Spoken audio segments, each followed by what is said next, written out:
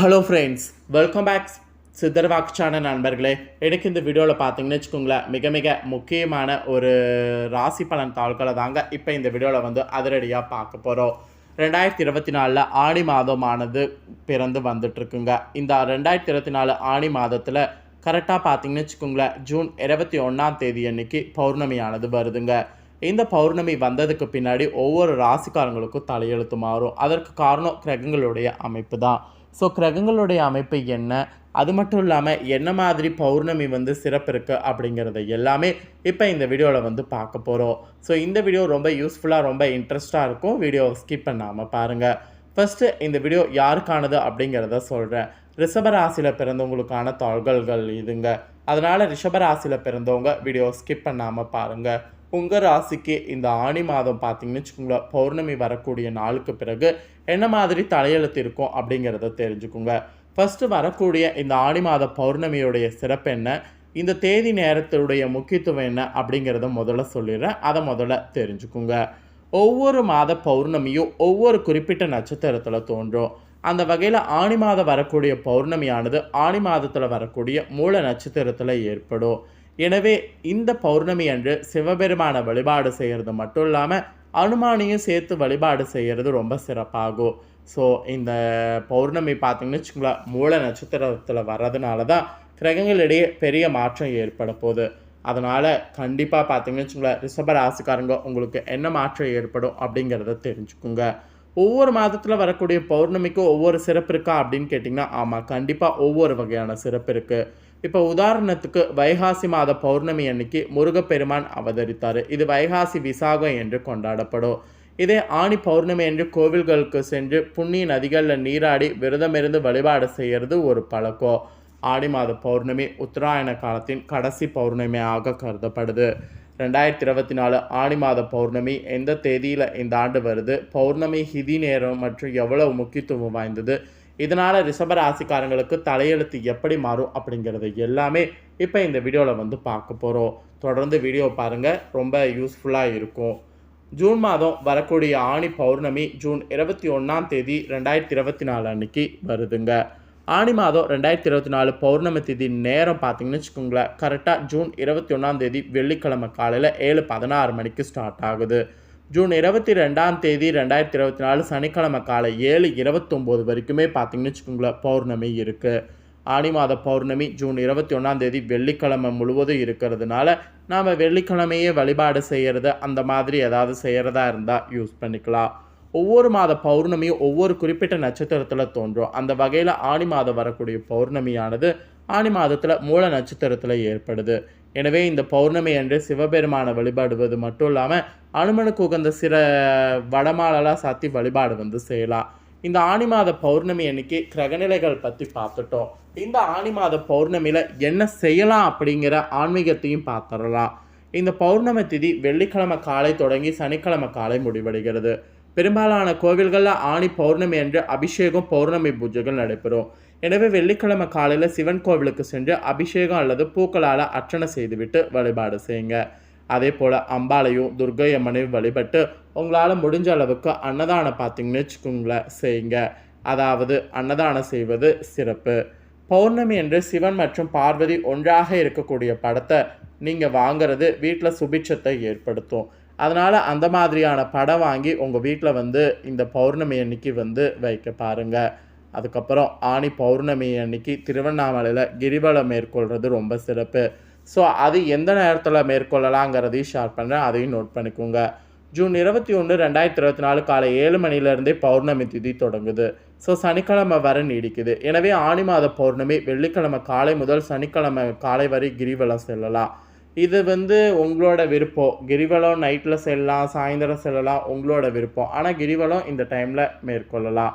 பௌர்ணமி அன்று கிரிவலம் மேற்கொள்வது ரொம்ப சிறப்பான விஷயமாக கருதப்படுது.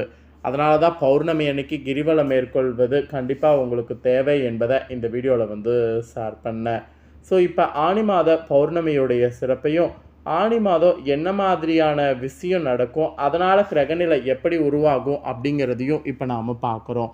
ஸோ கண்டிப்பாக பார்த்தீங்கன்னு வச்சுக்கோங்களேன், வீடியோவை வந்து ஸ்கிப் பண்ணாமல் பாருங்கள். ரிஷபராசிக்காரங்க உங்களுக்கான பலன் என்ன அப்படிங்கிறத இப்போ இந்த வீடியோவில் வந்து தெரிஞ்சுக்குங்க. ஸோ இதுதான் ரொம்ப முக்கியம். தெளிவாக இந்த வீடியோவில் என்னங்கிறத தெரிஞ்சுக்குங்க. இனி உங்களுக்கு வலிமை அடைகிற மாதிரி நிறைய மாற்றங்கள் உண்டாகும். பணப்புழக்கம்லாம் பார்த்தீங்கன்னு வச்சுக்கோங்களேன், நன்றாக இருக்கும். அப்புறம் நீங்கள் புதிய முயற்சிகளில் ஈடுபடுறதா இருந்தால் ஈடுபடலாம். உங்களுடைய புதிய முயற்சிகள் எல்லாமே உங்களுக்கு சக்ஸஸ் ஆகும். வியாபார நுணுக்கங்களை அறிந்து கொண்டு அதை மேம்படுத்தணும். அப்போ தான் உங்களுக்கு அரசாங்கம் மூலம் நடைபெறக்கூடிய காரியங்கள்லாம் எல்லாமே சாதகமாக இருக்கும். மேலும் மிதுனத்தில் உள்ள சூரியனோடு புதன் இணையிறதுனால மைனஸாக பார்த்தீங்கன்னு வச்சுக்கோங்களேன், கல்வி சம்மந்தமாக சொல்லப்பட்டிருக்கு. ஸோ கல்வி சம்மந்தமாக எடுக்கக்கூடிய முயற்சிகளில் மட்டும் கொஞ்சம் கவனமாக இருக்கணும். அப்படி கவனமாக இருந்தீங்கன்னா தான் அந்த முயற்சிகள் கைகூடும். பொது வாழ்வில் இருக்கக்கூடிய உங்களுக்கு தலைமை பொறுப்புகள் தானாக வந்து சேரும். அதனால் நீங்கள் அந்த மாதிரி இருக்கக்கூடிய விஷயங்களில் கவலைப்பட வேண்டாம். அது மட்டும் இல்லாமல் உங்களுக்கு உடல் ஆரோக்கியத்தில் மட்டும் கொஞ்சம் முன்னும் பின்னுமா இருக்கும்.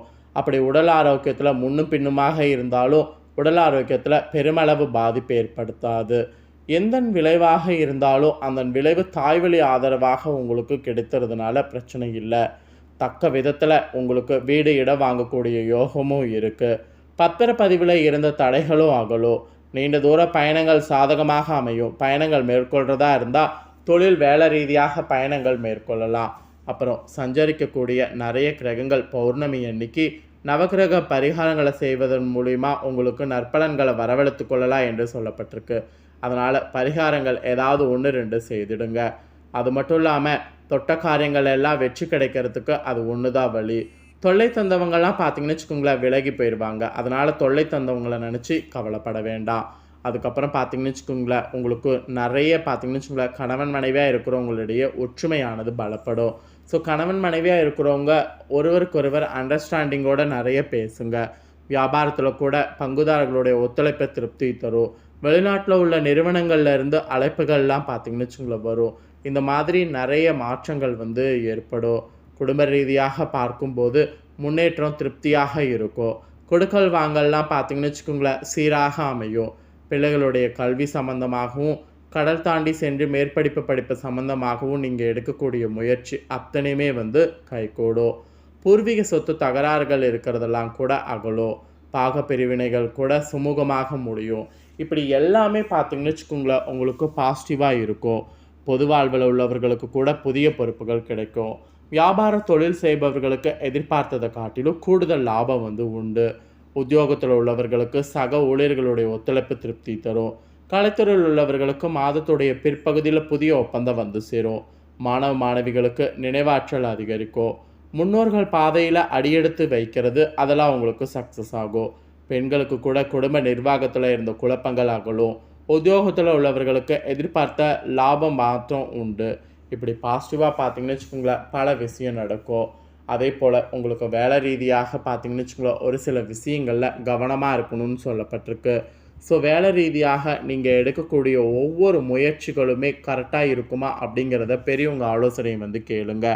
அது மட்டும் இல்லாமல் உங்கள் கூட இருக்கிறவங்கள நம்பி எந்த ஒரு வேலையும் ஒப்படைக்க வேண்டாம். ஏன்னா அது உங்களுக்கு ஆபத்தில் போய் முடியும். ஸோ கூட இருக்கிறவங்க எப்பயுமே பார்த்தீங்கன்னு வச்சுக்கோங்களேன், உங்களுக்கு நல்லது செய்வாங்க அப்படிங்கிறது சொல்ல முடியாது. அதனால் கூட இருக்கிறவங்கள அவ்வளோ சீக்கிரம் எளிதாக நம்பிடாதீங்க. ஸோ கூட இருக்கிறவங்க கிட்ட எதை சொல்லணும் எதை சொல்லக்கூடாது அப்படிங்கிறத பார்த்து ஹேண்டில் பண்ணுங்கள். அப்படிலாம் வேலையில் இருந்தீங்கன்னா வேலையை உங்களுக்கு பறிப்போகாமல் பார்த்துக்கொள்ளலாம். ஆக மொத்தம் ஆனி மாதம் ரிஷப ராசிக்காரங்க வேலை ரீதியாக கொஞ்சம் எச்சரிக்கையாக இருக்கணும். ஸோ ஆனி மாதம் பௌர்ணமி அன்னைக்கு உருவாகக்கூடிய கிரகநிலைகளால் ரிஷபராசியில் பிறந்தவங்களுக்கு இந்த மாதிரியான பலன்லாம் கிடைக்கும் என்று உங்களுக்கான இந்த தாள்களானது குறிப்பிடப்பட்டிருக்கு. ஸோ குறிப்பிடப்பட்டதை தெளிவாக இந்த வீடியோவில் வந்து ஷேர் பண்ணிட்டேன். ஷேர் பண்ணதை தெரிஞ்சிருப்பீங்க. ஸோ தெரிஞ்சுக்கிறதுக்கேற்ப நடந்து பலனடைங்க. ஸோ இந்த வீடியோவை இப்போ நீங்கள் பார்த்து முடிச்ச உடனே இதை லைக் பண்ணி உங்கள் ஃப்ரெண்ட்ஸ் ஃபேமிலிக்கு ஷேர் பண்ணுங்கள். உங்கள் ஃப்ரெண்ட்ஸ் ஃபேமிலியில் இருக்கிறவங்களும் வீடியோ பார்க்கட்டும். அவங்களும் ரிஷபராசிக்காரங்களாக இருந்தாங்கன்னா இந்த தாள்களை தெரிஞ்சு எதற்கேற்ப நடந்து பலனடையட்டும். ஸோ கண்டிப்பாக வீடியோ லைக் பண்ணி ஷேர் பண்ணுங்கள். உங்கள் ஃப்ரெண்ட்ஸ் ஃபேமிலி இருக்கவங்களும் பார்த்து பலனடையட்டும். மேலும் இதே போல் புதிய அப்டேட்டான நிறைய வீடியோ நம்ம சேனலில் போடப்படும். அதை எல்லாத்தையுமே உடனுக்குடனே தெரிந்து கொள்ள மறக்காமல் நம்ம சேனலை சப்ஸ்கிரைப் பண்ணுங்கள். கூட பெல் பண்ண ப்ரெஸ் பண்ணுங்கள். ஃபஸ்ட் டைம் பார்க்குறவங்க சப்ஸ்கிரைப் பண்ணாதவங்க சப்ஸ்கிரைப் பண்ணி பெல் பண்ண ப்ரெஸ் பண்ணிட்டீங்கன்னா இனி நான் போடுற மற்ற அப்டேட்டான எல்லா வீடியோஸும் உடனுக்குடனே தெரிந்து கொள்ளலாம். ஸோ மறக்காமல் சப்ஸ்கிரைப் பண்ணி பெல் பண்ண ப்ரெஸ் பண்ணுங்கள். இதே போல் சுவாரஸ்யமாக வேறொரு புதிய அப்டேட்டான தாள்களோடு மீண்டும் இன்னொரு புதிய வீடியோவில் வந்து உங்களை சந்திக்கிறேன். நன்றி.